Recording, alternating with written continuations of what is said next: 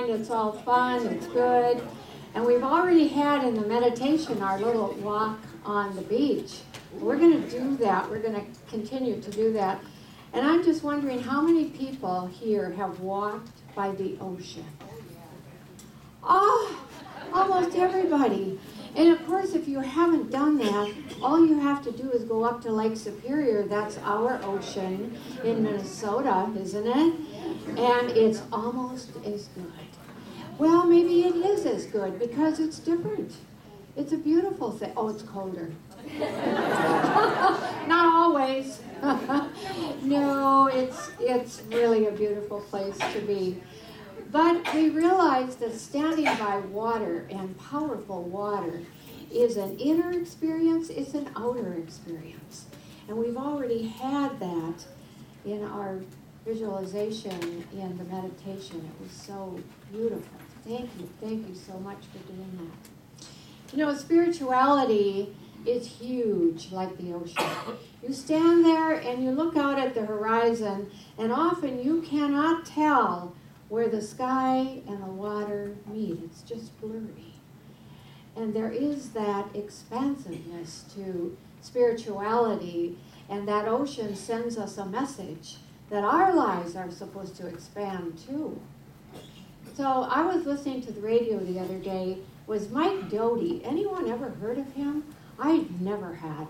But anyway, he's a singer and he's a songwriter, and he says that spirituality is like a gnat looking at the Empire State Building.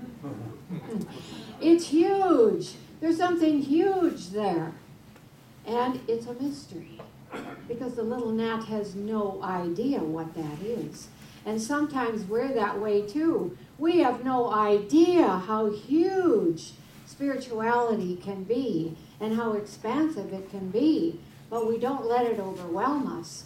We keep taking steps into it, just like we're doing on the beach today. Taking steps into our spirituality.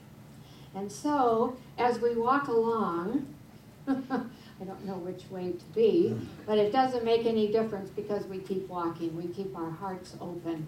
That is spirituality, when we keep our hearts open. I was listening to Rita Coolidge in her beautiful CD, Walela, and really getting into the Cherokee way of singing and dancing. And she says that in this one song, you go pray beside the ocean and you wash your spirit clean. Go pray beside the ocean. She says, let go of all the things that you don't need. In fact, give away a lot of things that you don't need. And then leave behind all the bitterness, all the resentment, all the unforgiveness, and walk out on that beach and start forgiving. Start opening yourself to love. She says also, be thankful for the struggles. Be thankful for the lessons. Go and pray beside the ocean and wash your spirit clean. Well, I love that. So there is something about life and the ocean. It is in constant movement. See, life isn't cut and dried. Not at all. There's a constant movement to life. And in this movement is creation. Creation that is living, loving, giving, intelligent life. And we are all part of it. I love what Ernest Holmes said, the founder of religious science. There is one life, and that life is God. That life is perfect, whole, and complete, and that life is my life now.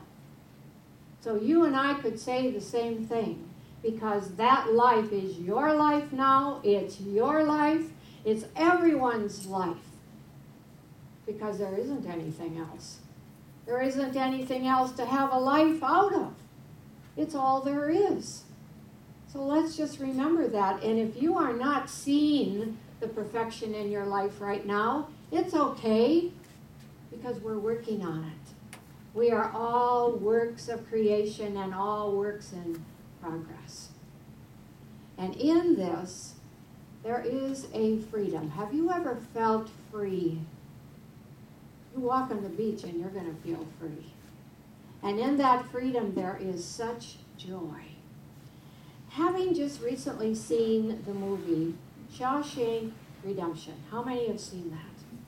You know, I shied away from that movie for years until just the other night. I have a dear husband who said, let's look at the movie. All right, let's. Well, there's a spiritual message in that movie because, first of all, Andy, the man who was wrongly accused of a crime and spent decades in prison, first of all, what did he do? He accepted where he was. As we're walking on the beach today and we're thinking of where we are in our life right now, let's accept it. This is where we are. And if we don't accept that, how do we expect to change from that? So after he did that, then what did he do? Did he everyone's taxes, that's what he did. Well, you see, he didn't react in anger. Often in this life, things happen to us, and we have this reaction, and we're angry because life isn't treating us fairly. Well, we needn't be angry. What did he do? He got creative. And he was planning his escape years before he finally did it. And then he finds himself, after that escape, in this flowing river. And he puts his hands and his face up to the sky, and he laughs. And he says, I'm free. Well, we did that today. We put our hands up, and we laughed, and we were free. There is such joy in being free. Well, you and I are free. We live in the kingdom of heaven right now. Isn't that what the Master told us? You see, we have many people that tell us things like this. Charles Fillmore, he said, every day should be a journey in jubilance. That means be joyful. And then there was a man by the name of Thomas Carlyle, I think was his name. And I'm going to paraphrase what he said, but it went something like this. Every day that is born in this world bursts forth with music, and it rings the whole day through. Now, you and I have a choice. We can either dance, or we can walk like we're in a dirge. Either way, but it's our choice. So why not sing and dance and be happy and celebrate? I'm all for that. All right, so we're going to close with a laughing practice. This is something that is done in Japan. There are New Thought churches in Japan, Unity, Religious Science, and what they do every day is a laughing practice. They say that we have to be joyful. Now, what is joyful? It's a choice. Just as you said, being happy is a choice. Sometimes we are so down in the mouth and we say, well, I sure wish I was happy. Well, then be happy, because you can make the choice. And that's what they're doing, making the choice to be happy and joyful. So I'm going to tell you how it goes, and then we're going to try it. Everybody willing? Yes. Remember now, we're all on this beach together. We're all in this happy atmosphere. So, yeah, thanks. Okay, so first of all, what we're going to do is, there's a sound connected with this, and it's the ha sound. That is a sacred sound. When you think that Jesus' name was Jeshua, Jehovah, Krishna, Buddha, Allah, there are many sacred sounds. Well, that's what we're going to do. But we're going to do it in a rhythm. And the rhythm goes like this. Ha, ha, ha, ha, ha, ha, ha. And you have to remember that we are in the rhythm of life. That ebb and flow of the tide corresponds to the beating of our heart and the intake and the out-breath. So we're in this, all right? Now, what else do we need to know? We need to know that we're going to have to either sit up straight or we're going to have to stand. And our body, from the torso on up, is going to go back and forth. So you see, I'm saying that if you start laughing while you're doing this, it's okay with me. Because that's really what we're supposed to be doing. But we have to begin with a prayer because that's what we always do. And I want you to then repeat after me these little phrases. Spirit of joy. Spirit of joy. Indwelling me. Indwelling me. Always present. Always present. I call you forth now. I call you forth now. All right, now you have the choice if you're going to stand or sit. And we're going to place our hands right below our navel, that place of vitality and energy. And are we ready? We are ready. We're going to do that rhythm now 7 times. Okay, let's see what happens. Ha, ha, ha, ha, ha, ha, ha, ha, ha, ha, ha, ha, ha, ha, ha, ha, ha, Yeah, man.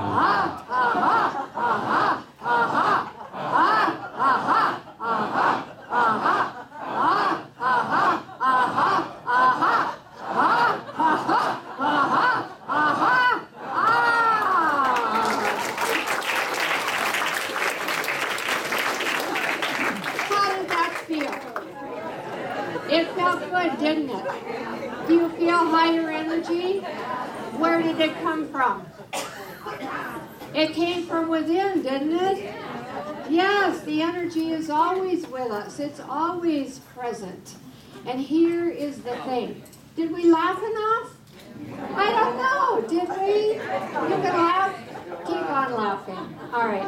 Let me tell you what laughter does. Laughter brings us to the present moment. Weren't you in the present moment? Laughter takes away stress. You cannot feel stressed and laugh at the same time. It is impossible. Now, when you did that, there were 50 trillion cells in your body that perked right up. They love laughter. And your immune system responded, and there was no room for dis-ease because you were at ease. You were relaxed. You were laughing. Okay, so here's how it is. The divine energy, the divine laughter and joy within me honors and greets the divine laughter and joy within you.